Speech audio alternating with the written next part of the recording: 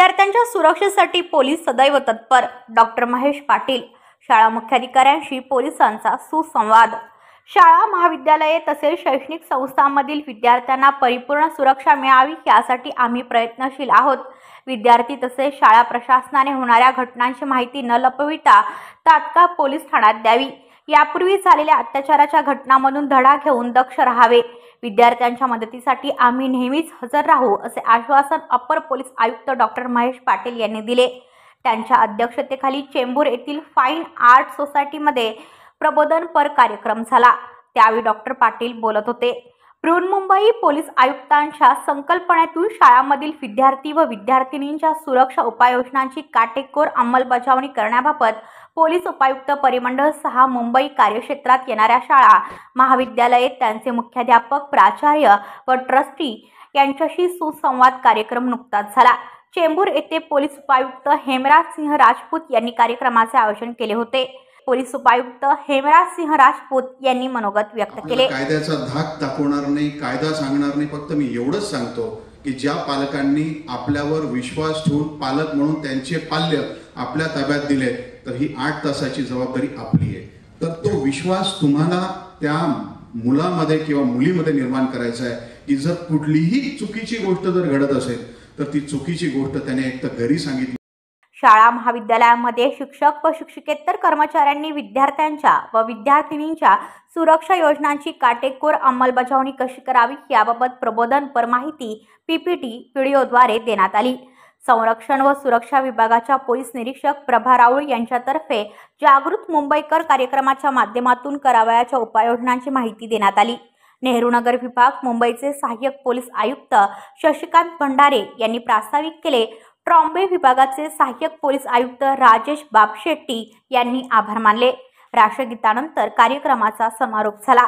शिक्षण विभागाचे अधीक्षक नीलम राणा, प्रशासकीय अधिकारी कैलास आर्य, मुंबई परिमंडळ 3 अंतर्गत सर्व सहाय्यक पोलीस आयुक्त, सर्व पोलीस ठाण्याचे वरिष्ठ पोलीस निरीक्षक, जनसंपर्क विभागाचे पोलीस निरीक्षक, निर्भया पथकाचे अधिकारी, संरक्षण व सुरक्षा विभागाच्या पोलीस निरीक्षक प्रभा राऊळ यांच्यासह विविध शाळा महाविद्यालयांचे 750 मुख्याध्यापक, प्राचार्य व ट्रस्टी उपस्थित होते। त्याची जात पडताळणी चरित्र पडताळणी करून घ्या, कोण कर्मचारी आहेत त्यांच्यावर लक्ष ठेवा, सीसीटीव्ही बघायची आहे कुठे काय चाललं। ह्या गोष्टी तुम्हाला आमचे लोक सुद्धा आता व्हिजिट करतायत, देशपाशी यापूर्वी पण करत होते आणि आता पण करतील, तुम्हाला सूचना देतील। कृपा करून त्या सूचनाचं पालन करायचं आहे। आणि तर ते हेमराज मला कायद्याचं सांगणार नाही, परंतु कायद्याची सुद्धा तरतूद आहे। शासकीय अधिकाऱ्याने कुठल्या ज्या वाजवी आणि कायदेशीर सूचना दिल्या असेल त्याचं पालन करायची जबाबदारी तुमची आहे। याच्यासाठी जे पालन करणार नाही त्याच्यामध्ये गुन्हा पण होऊ शकतो, कारवाई होऊ शकते। मी सांगितलं आमच्या लोकांना, मी निर्भया पथकाच्या अधिकाऱ्यांना की त्यांना 3-4 दिवस लिखी द्या, हे करा ते करा, ते जर करत नसतील कारवाई करू। तर याच्याकडे थोडं आपल्याला आता लक्ष देण्याची गरज आहे। त्यानंतर दुसरा एक महत्त्वाचा प्रश्न आपल्याकडे सध्या भेडसावत आहे समाजामध्ये, ड्रग्स। आजकाल लहान लहान मुलं सुद्धा ड्रग्सच्या आहारी गेलेले आहेत। आपण शाळा कॉलेजच्या परिसरामध्ये 100 मीटर जवळपास कुठल्या प्रकारचे तंबाखूजन्य पदार्थ विकले जाणार नाही, पानटपरीवर असं कायदा आहे। आम्ही पाठीमागे बऱ्याच कारवाया केलेल्या आहेत। ज्या पानटपऱ्या बेकायदेशीर होत्या त्या पानटपऱ्या काही काढल्या पण आहे, पण त्याच्यात जवळपास 1000-1500 कारवाया पण आपल्या झाल्या। अजून पुढे कारवाई कारण ते निर्भयाचे अधिकारी आहेत त्यांनी सुद्धा कारवाई करायची आहे।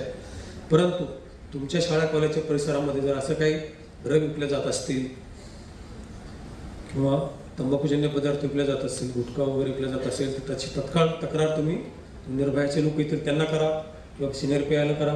सिनियर पीआयचे सगळ्यांचे नंबर तुमच्याकडे पाहिजे। पोलीस स्टेशनच्या 2-3 अधिकाऱ्याचे तर नंबर तुमच्याकडे असले पाहिजे। कधी इमर्जन्सीमध्ये आपला 112 नंबर आहे किंवा हेल्पलाईन नंबर तर आहेच, परंतु काही झालं तर लगेच तुम्ही त्यांना फोन करायला पाहिजे किंवा स्वतः जाऊन भेटायला पाहिजे। बरेच अधिकारी बदलत असतात, त्यामुळे आपण एक ॲज ए ॲडमिनिस्ट्रेटर म्हणून तुमचं काम आहे 2-3 शिक्षक घेऊन आपण एखाद्या त्यांची वेळ घेऊन सिनियर पीआयची त्यांना 5 मिनिटं भेटून जायचं, म्हणजे एक रॅपोर राहतो, एकमेकाची ओळख राहते। मग फोन केला तर कोण बोलतं काय बोलतं ते जास्त ते राहत नाही। त्याच्यामुळे आपण जर त्यांच्याशी रॅपो ठेवला आणि तुमच्या काय अडचणी असतील सांगितलं ते सोडवतील, कारवाई पण करतील. एक रॅपो असणं गरजेचं आहे, कोऑर्डिनेशन तुमच्यामध्ये असणं गरजेचं आहे. त्यासाठी पोलीस स्टेशनचे नंबर तुमच्याकडे असला पाहिजे. काही घटना झाल्यानंतर त्यांच्यासोबत डिस्कस करू शकता तुम्ही, त्यांच्या कानावर टाकू शकता. तुम्हाला पण भरपूर अडचणी आहेत, आम्हाला माहिती त्याची जाणीव आहे. सगळ्या याच्यातून आता जी परिस्थिती बदलत चाललेली आहे, अशा परिस्थितीमध्ये काम करणं तेवढं काही सोपं राहिलेलं नाही पहिल्यासारखं. तर तुम्हाला आम्ही मदत करायला तयार आहे. ते आम्ही तुम्हाला ऑलवेज वेलकम. कधी पण तुम्ही आम्हाला पण मला भेटू शकते, DCP साहेबाला भेटू शकता. काही अडचण असली तुम्हाला तर एनी टाईम कधी पण तुमचं स्वागतच आहे. ब्युरो रिपोर्ट पनवेल, कोकण संध्या न्यूज.